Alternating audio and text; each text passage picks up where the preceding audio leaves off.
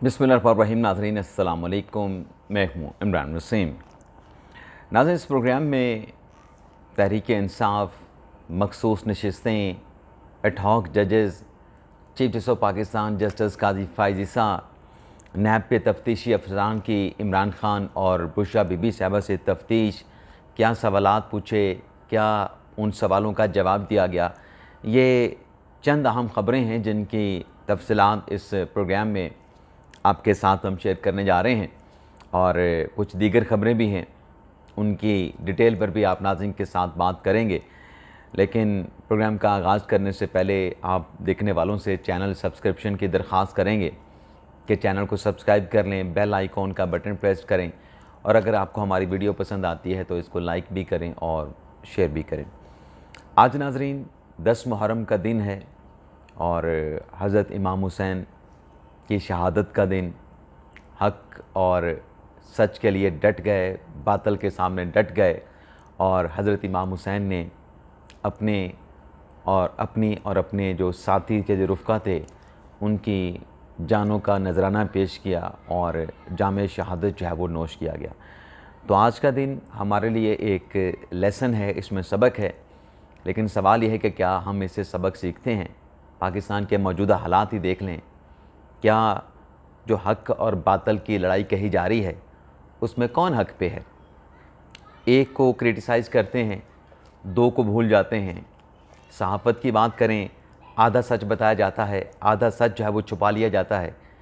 मुल्क की हालात को अगर ठीक करना है, ये जितने बड़े बड़े तबसरा निगार, तजिया निगार, साफ़ी जो हमसे बहुत सीनियर हैं, उनका बड़ा रिकॉर्ड है मेरे दिल में, उनका बड़ा मैं एहतराम करता हूँ, मेरे सीनियर भी हैं।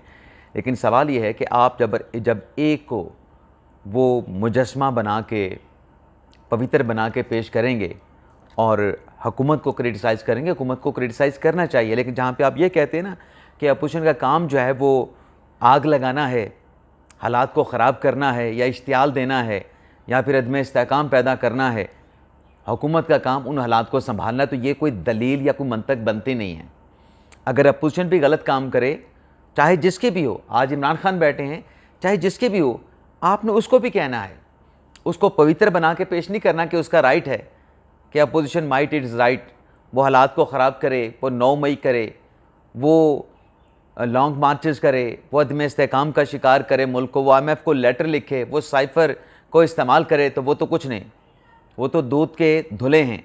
लेकिन हुकूमत को वो जो अदम इस्तेहकाम वो जो मतलब लाना चाहते हैं, उसको हुकूमत को संभालना चाहिए। तो ये बैलेंस कोई तबसरा तर्जिया बनता नहीं है।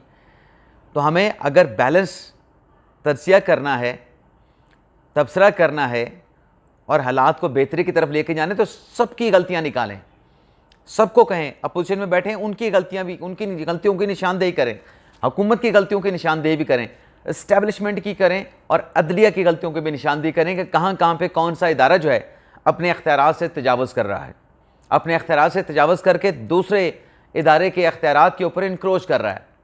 अब मैं एक और चीज़ आपके सामने रखने जा रहा हूँ, जो हमारी पहली खबर है कि 8 रुकनी जज साहबान ने फैसला दे दिया कसरत राय से, 8 जजेस ने, कि तहरीक इंसाफ जो है मखसूस नशिस्तों की अहल है।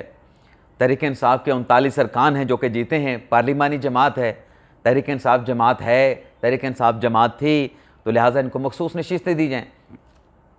अब नाज़रीन, सुप्रीम कोर्ट के इस फैसले के बाद तहरीक इंसाफ ने क्या फ़ैसला किया है?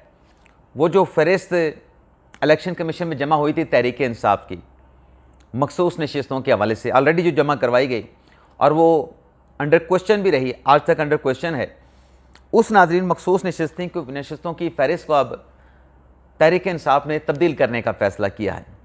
और उसकी वजह नाज़रीन क्या बताई गई है कि कुछ ऐसे नाम हैं जो कि लिस्ट उस वक्त इलेक्शन शेड्यूल से पहले जो हमने जमा करवानी थी या जो जमा करवाई गई थी, इलेक्शन कमीशन में दे दी गई थी, उसमें कुछ ऐसे नाम हैं ख़वातीन के मखसूस नशिस्तों के लिए जिन पे अब हमारे तहफ़्फ़ुज़ात हैं, उसको हम चेंज करना चाहते हैं। तो बैरिस्टर गौर साहब ने नई मखसूस नशिस्तों की फ़हरिस्त तैयार करने की ख़बर की तस्दीक भी कर दी है, और कहा गया कि नई जो फ़हरिस्त है वो हतमी मंजूरी के लिए इमरान खान साहब के सामने पेश की जाएगी।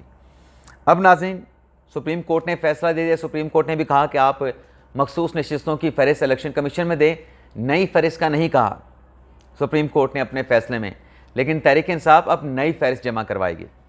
अब नाज़रीन, अगर आइन का आर्टिकल जो 51 है उसको पढ़ें और उसको पढ़ें जो इलेक्शन एक्ट का सेक्शन 104 है उसके साथ मिला के, तो वाज़े तौर पे लिखा गया है कि एक मरतबा मखसूस नशिस्तों की जो फहरिस्त जमा हो जाए इलेक्शन शेड्यूल की डेट के मुताबिक, चलें अब सुप्रीम कोर्ट के फैसले के मुताबिक आप ले लें, तो वो दोबारा चेंज नहीं हो सकती। वो जो लिस्ट तहरीक इंसाफ ने दी थी उसमें चेंजिंग नहीं हो सकती। अब भी अगर फहरिस्त इलेक्शन कमीशन को देनी है तहरीक इंसाफ ने, तो वही वाली देनी है, उसमें चेंज नहीं करना। अगर पहले वाले नॉमिनेशन पेपर तहरीक इंसाफ के माने हैं सुप्रीम कोर्ट ने कि वो तहरीक इंसाफ ने अपने नॉमिनेशन पेपर जमा करवाए थे, उसमें पीटीआई किसी न किसी कॉलम में लिखा है, आप उसको तहरीक इंसाफ का कैंडिडेट, रिटर्न कैंडिडेट तस्वर करें, तो फिर मखसूस नशिस्तों की वही फहरिस्त तस्वर होगी जो पहले जमा करवाई गई है। अब नई लिस्ट नहीं जमा होगी। फिर अब इसके ऊपर नाज़रीन जो बैरिस्टर गौर साहब कह रहे हैं कि हम नई फहरिस्त देंगे, हमारे कुछ नामों पर तहफ़्फ़ुज़ात हैं, अब मुझे लगता है कि इसके ऊपर भी फड्डा पड़ेगा। वो 41 जो आज़ाद हैं उस पर तो फड्डा पड़ने का वाज़े नज़र आ रहा है ना, कि वो तो एक सियासी जमात में चले गए, अपने एफिडेविट दे चुके थे, अब दोबारा से उनको अदालती फैसले से निकालना, उसके ऊपर इलेक्शन कमीशन क्या करता है। लेकिन उस पर मैंने कहा था कि स्मूथ ट्रांजैक्शन नज़र नहीं आ रही उस पर। लेकिन ये जो अगर मखसूस नशिस्तें चेंज करने की फहरिस्त देती है, तो फिर तहरीक इंसाफ के हक़ में जो फैसला आया है उसमें कहते हैं ना कि वो खुद ही ख़राब कर देना अपने मामले को, तो ये अपना मामला तहरीक इंसाफ जो है वो खुद ख़राब करने जा रही है। अब क्लॉक को रिवर्स करना है जी, जो तहरीक इंसाफ कहती है कि क्लॉक को रिवर्स करना है, भी ठीक है क्लॉक को रिवर्स करें, लेकिन ये भी कोई बताए नॉमिनेशन पेपर तो पहले वाले एक्सेप्ट हुए, तो मखसूस नशिस्तों की फहरिस्त नई कैसे एक्सेप्ट होगी?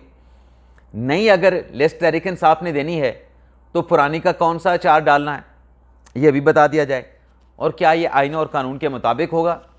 जब लिख दिया गया है आइन और कानून में कि एक मरतबा आप फहरिस्त जमा कराएंगे उसके बाद चेंज नहीं हो सकती, तो फिर ये तब्दीली कैसे होगी? बड़ा अहम सवाल है नाज़रीन। इसके अलावा नाज़रीन, कल से जो एक फड्डा बना हुआ है एडहॉक जजेस का, जो कि नहीं बनना चाहिए था, उन जजेस के हवाले से न जाने क्या क्या चीज़ें निकाल के अब मीडिया पे बताई जा रही हैं। मैं सुन रहा था, जो अभी थोड़ी देर पहले मैं बात भी कर रहा था कि आधी खबर हम बताते हैं, आधी खबर हम नहीं बताते। ये हमारी साफ़ती बददियानती है, इंतहाई साफ़ती बददियानती है। अब कल मैं सुन रहा था किसी जगह पे बात हो रही थी कि जस्टिस मुशीर आलम साहब उस बेंच का हिस्सा थे जिसने हुदैबिया पेपर मिल के इसका फैसला दिया। अब इतनी सी बात तो चले कर दी आपने, सियासी शख्सियत ने, तो बात यह है, और साथ ही एक शख्सियत भी थी, ये पूरा भी बताएं कि हुदैबिया पेपर मिल का फैसला क्यों दिया गया था, किस हवाले से दिया गया था, क्यों वो अपीलें नैब की एक्सेप्ट नहीं की गई थी। पूरा सच बताएंगे, लेकिन आपने पूरी बात किए बगैर आधी बात बता के उस जज के मुशीर आलम की क्रेडिबिलिटी के ऊपर आपने क्वेश्चन कर दिया कि वो शायद कंप्रोमाइज़ है, वो शायद कंप्लिसिट है। हालांकि वो 3 साल के बाद 1 माह के अंदर अपील दायर होती है। कुछ केसेस में सुप्रीम कोर्ट में आप हाई कोर्ट के फैसले के खिलाफ 1 माह में अपील दायर करते हैं, कुछ केसेस में जो अपनी नौयत के हैं उसमें आप 3 माह के अंदर अपील दायर करते हैं। तो नैब ने कितने साल के बाद अपील दायर की थी? 3 साल के बाद। 3 साल के बाद। ये अभी जो इद्दत निकाह केस का फैसला था जो कि इमरान खान और बुशरा बीबी साहबा के हक़ में आया है, उसमें एक नुक्ता ये भी है कि कहाँ तक खबर माने का, कहाँ सोया रहा 6 साल तक, क्यों ये कंप्लेंट फ़ाइल नहीं की? तो उस पर भी यही कदगन थी कि जब तलाक हुई, जब इद्दत शुरू हुई, तब क्यों नहीं कंप्लेंट फ़ाइल की? तो यहाँ वहाँ पे तो वो कहते हैं ना कि वो मीठा मीठा हप है, क्योंकि इमरान खान साहब का केस है, बुशरा बीबी साहबा का केस है, उसमें 6 साल के बाद कंप्लेंट हो, वो तो ये जुर्म हो जाता है, वो तो कंप्लेंट डिसमिस होनी चाहिए क्योंकि इमरान खान के खिलाफ केस है, बुशरा बीबी साहब के खिलाफ केस है। यहाँ पे 3 साल के बाद फाइल हुआ, नैब की अपील फाइल हुई। कानून में 1 से 3 माह की मियाद है, उसके बाद आप दायर नहीं कर सकते, लेकिन यहाँ पे कहते हैं कि मुशीर आलम साहब ने ये फैसला दिया था। भाई सच बताओ, क्यों आधी बात बता के उसकी क्रेडिबिलिटी के ऊपर, उसकी सैंक्टिटी पे, उसके इज़्ज़त वक़ार की जो है वो धज्जियाँ उधेड़ रहे हो? अब नाज़रीन, ये जो कुछ भी कल चलता रहा, मैं कुछ और एंकर्स को भी सुना कि देखें जी ये तो तकरीबन अब काजी फायशा साहब ने नाम दे दिया, ऐसा कर दिया, वैसा कर दिया। भाई जुडिशल कमीशन में 9 अरकान ने उसका फैसला करना है। चलें इस बात पे भी आ जाएं कि जुडिशल कमीशन में काजी फाइसा के पास अक्सरियत होगी, हुकूमती वज़रा, attorney general, Pakistan bar council का नुमाइंदा, एक आध और कोई जज मिल के 5-4 से इन जजेस की मंजूरी दे दी जाएगी। लेकिन उसके बावजूद भी जो बेंचेस बनने हैं उसमें तो 3 जजेस हैं ना। काजी फाइसा साहब आपके नज़दीक जो है वो बड़े बुरे जज हैं, जो एडहॉक जजेस के हवाले से कह रहे हैं ना कि एडहॉक जज नहीं लगने चाहिए, कानून और आइन की खिलाफ वर्जी है, आइन ही लगाने की इजाज़त देता है, आर्टिकल 182 इजाज़त देता है। तो चलें काजी फाइसा साहब तो बुरे हो गए, मंसूर अली शाह साहब भी हैं, अगले चीफ जस्टिस हैं, जस्टिस मुनीब अख्तर साहब भी हैं, उनके बाद आने वाले चीफ जस्टिस हैं, वो भी तो बैठे हैं। उन पे एतमाद कर लें कि जो भी बेंच बनेगा, अगर ये 2 जज साहबान, मैंने कल भी बात की कि अगर मखसूस नशिस्तों के केस में काजी फाइसा साहब के साथ अपने चीफ जस्टिस के साथ इख्तलाफ कर सकते हैं, तो बेंचेस की कंपोजिशन के ऊपर भी एतराज़ कर लेंगे कि नहीं ये एडहॉक जज जो है फ़लाँ केस में शामिल नहीं होगा, इसमें फ़लाँ जज साहबान होंगे, वो जमहूरी अंदाज में अपनी अक्सरियत के साथ फैसला कर लेंगे, काजी फाइसा की बात के साथ नहीं चलेंगे। अब नाज़रीन जितनी भी बहस कल की गई, जितनी भी तावीलें पेश की गई, एक तावील तो ये पेश की गई जी काजी फाइसा साहब ने है, उन्होंने अकेले नाम पेश कर दिए, मुशावरत नहीं की। ओ भाई मुशावरत तो जुडिशल कमीशन के इजलास में होनी है सब अरकान के साथ। अगर नाम देने से पहले मुशावरत होनी है, नाम देने से पहले मुशावरत होने पर जुडिशल कमीशन का इजलास क्यों बुलाना है? और फिर कोई साथी कह रहे थे कि यहाँ पे 3-3 का पैनल क्यों नहीं दिया गया जी, 4 जजेस के लिए 3-3 का पैनल देते। भाईजान कितने रिटायर्ड जज हुए हैं सुप्रीम कोर्ट के पिछले 3 सालों में? 4 जजेस के लिए 3-3 का पैनल आने का मतलब क्या है? 12 जजेस के नाम, और वो भी 3 साल के अंदर। यानी जब ये नाम दिए गए 12 जुलाई 2024 से लेकर पिछले 3 साल 13 जुलाई 2021 से ऑनवर्ड कितने सुप्रीम कोर्ट के जजेस रिटायर हुए हैं? कोई नाम मौजूद हैं? नाम मौजूद हैं तो गिन लें। गुलजार साहब हैं, क्या गुलजार साहब चीफ जस्टिस पाकिस्तान बनने के बाद एडहॉक जज का ओहदा कबूल करेंगे? कभी नहीं। दूसरा आम जज जो है, जो कि चीफ जस्टिस नहीं बना, वो तो शायद एडहॉक जज का ओहदा कबूल कर लेगा, लेकिन चीफ जस्टिस नहीं करेगा, बड़े मनसब पे बैठ के किसी के नीचे नहीं आएगा वो। उसके बाद चीफ जस्टिस बंदियाल साहब हैं, क्या वो एक्सेप्ट करेंगे? और इन दोनों को अगर निकाल दें तो फिर बाकी कितने जज रिटायर हुए हैं? मंजूर मलिक साहब रिटायर हुए हैं, जस्टिस मजहर आलम मियाँ खेल हुए हैं, जस्टिस मकबूल बाकर हुए हैं, जस्टिस सजाद अली शाह हुए हैं, जस्टिस तारिक मसूद साहब हुए हैं, जस्टिस मुशीर आलम साहब हुए हैं, और एक आध और जज, 2 जज हुए हैं, एक आध और जज हुआ होगा। ये 6 जज बनते हैं, 6 में से 4 के नाम आए हैं, तो जिन पे इत्तफाक होगा उसका नाम अप्रूव हो जाएगा। चलें हमारी बात का तो किसी को नहीं ना, जितने भी वो कल बैठे फिलासफर तबसरा कर रहे थे, तजिया कर रहे थे कि इससे जो PTI का नजरसानी का केस है मखसूस नशिस्तों वाला, वो इफेक्ट हो जाएगा। जो पाबंदी वाला रेफरेंस आएगा, पाबंदी वाले रेफरेंस के ऊपर तो मैंने पहले कहा था कि हुकूमत का आखिरी वार है, अगर नाकाम हुआ तो मामलात नो पॉइंट ऑफ रिटर्न पे चले जाएंगे, लेकिन उस पर अब हुकूमत दोबारा सोच विचार में पड़ गई है, इत्तेहादियों के साथ मुशावरत करके भेजेंगे। और मेरे ख्याल से ये सिर्फ हाथी के दांत दिखाने के और चबाने के और ये जो पाबंदी के रेफरेंस की बात की गई है, लेकिन उससे हट के अगर आ भी जाता है, अगर आ भी जाता है तो कमेटी ने फैसला करना है बेंच बनाने का। अब नाज़रीन चलें, हमारी बातों का तो किसी को यकीन नहीं। हसनात मलिक साहब हैं, उन्होंने खबर दी है कि जुडिशल कमीशन के इजलास में जो कि 19 जुलाई को बुलाया गया है एडहॉक जजेस की तैनाती के हवाले से, उसमें जो नाम हैं वो मुतफ़िका तौर पे मंजूर होने का इम्कान है। मुतफ़िका तौर पे मतलब क्या है? 9 के 9 अरकान की जानिब से एडहॉक जजेस की अप्रूवल दी जाएगी। लेकिन हसनात मलिक साहब ये बताते हैं कि 2 जजेस के नाम जो है वो मुतफ़िका तौर पे होंगे। अब पीछे एक नाम बचा है, वो 2 नाम कौन से हैं ये भी नहीं मालूम, लेकिन एक नाम बच जाता है तो वो मुतफ़िका तौर पे ना हो तो कसरत राय से हो जाएगा, लेकिन फैसला कमीशन का होगा। मैंने पहले भी जब भी मखसूस नशिस्तों का केस चल रहा था, मैंने कहा था कि किसी एक जज को आप जब आप पॉइंट आउट करते हैं कि ये उसने किया है तो ये आपकी बददियानती है। जब कमीशन बैठा है तो आप कमीशन को कहेंगे कि कमीशन ने तैनाती की है। जैसे मैं कह रहा हूँ, मुझे भी जो फैसला 8 जजेस का है उससे इख्तलाफ हो सकता है, इख्तलाफ होगा भी, लेकिन बात यह है कि मैंने किसी जज को सिंगल आउट करके उसको पे बैशिंग करने की या उसको मलाइन करने की या उसकी तज़हीक करने की मैंने अटैम्प्ट नहीं की। मैं क्यों अटैम्प्ट करूं? सुप्रीम कोर्ट का फैसला है। जैसा भी है, मैं कमेंट्स कर रहा हूं, इत्तफाक नहीं कर रहा, सेवियर कमेंट भी कर रहा हूं, लेकिन सुप्रीम कोर्ट का फैसला है। लेकिन किसी जज को सिंगल आउट करके कि अत्थर मिनेला तो ऐसा का वैसा है, मंसूर अली शाह तो ऐसा का वैसा है, मुनीब अख्तर तो ऐसे का वैसा है, मैं ऐसी कोई हरकत नहीं करूंगा, क्योंकि ये बदनीयती होगी, ये साफत नहीं होगी। तो हसनात मलिक साहब कह रहे हैं कि इस पर जो है वो मुतफ़िका तौर पे अप्रूवल हो जाएगी। इसके अलावा नाजरीन, जो नैब के तफ्तीशी अफसरान पहुँचे इमरान खान साहब से तफ्तीश के लिए, पहले रोज़ तो इमरान खान साहब से पौने 2-3 घंटे की तफ्तीश की गई। कल इमरान खान साहब से नैब के अफसरान ने, जिसमें मोहसन हारून साहब जो हैं डिप्टी डायरेक्टर हैं, वो अपनी टीम को हेड कर रहे थे नैब के तफ्तीशी अफसरान की, 4 घंटे तक इमरान खान साहब और बुशरा बीबी साहबा को इन्वेस्टिगेट किया गया। और ज़रा ये बताते हैं कि नैब के तफ्तीशी अफसरान की तरफ से, जिसमें ख़वातीन भी, अलग अलग जो है वो इन्वेस्टिगेट किया गया। इमरान खान साहब को अलग से जो है वो इंटरव्यू किया गया, इन्वेस्टिगेट किया गया, सवालात पूछे गए। बुशरा बीबी साहबा को अलग से इन्वेस्टिगेट किया गया, उनसे अलग से सवालात पूछे गए, ताकि एक जैसे जवाबात ना आए और फिर दोनों के जो जवाब हैं तोशाखाना 2 रेफरेंस के हवाले से उनका कंपैरिजन करके उनका एनालिसिस किया जाए और फिर उसकी रोशनी में फर्दर जो इन्वेस्टिगेशन, जो तहकीकात है, उसको आगे बढ़ाया जाए। तो इमरान खान साहब से जो नाज़रीन सवालात पूछे गए, उसमें एक तो अख्तियारात के नाजायज़ इस्तेमाल के हवाले से पूछा गया, और फिर मजमूई तौर पे जो सवालात पूछे गए, और फिर उसमें सवालात पूछा गया 7 घड़ियों का।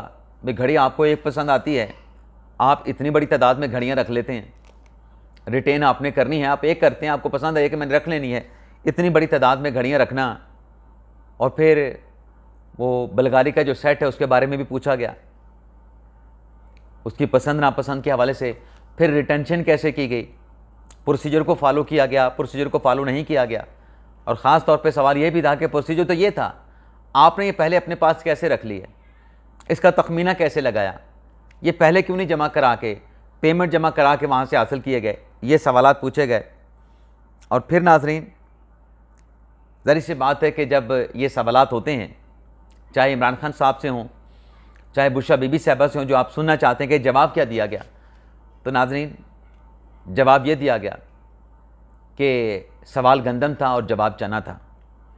ये भी पूछा गया कि बेच दिए हैं, तोहाइफ के बेचने से मुतल्लिक भी सवाल पूछा गया, लेकिन कोई क्लियर जवाब नहीं, इन्वेस्टिगेशन में कोई ताउन नहीं।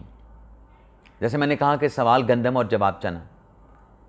कुछ बीच में सियासी तबसरे थे कि मैंने वो 20 से बढ़ा के 50% कर दी, हमने अगर तोहफे लिए तो क्या जरदारी ने नहीं लिए थे, नवाज शरीफ ने नहीं लिए थे, गिलानी ने लिया था, उन्होंने गाड़ियाँ ले लीं, वो निकाल नहीं सकते थे। तो इस तरह की बातें हुई। लेकिन बहरहाल देखते हैं ये मामला कब तक जो इन्वेस्टिगेशन का अपने मंतिकी अंजाम को पहुँचता है।